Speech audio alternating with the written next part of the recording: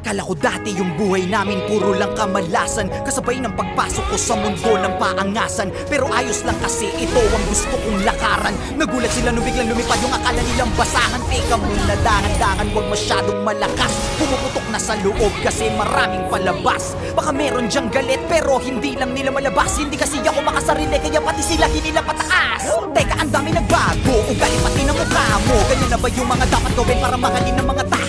Sa bagay sanay ka naman, no respeto daw kahit pa ba. No, kung gusto nyo ng respeto, tanungin nyo na sila kung magkano. Huwag magpapa-apekto, kala mo perfecto. Lalo pag nagsalita na yung mga yak, kala mo walang depekto. Samantalang ako, ginawa ko lang lahat ng ito ng puro diretso. Habang ikaw kailangan may sirahan ka para lang makaasenso. Para ka lang chismoso, ginawan na lahat ng kwento. Isa kang kupal na manunulat, yak puro ka lang invento. Tinapakan, inangasan, sinabihan, umalis na lang ako rito. Nilabanan, hinayangan, kaya ngayon ako na ang paborito.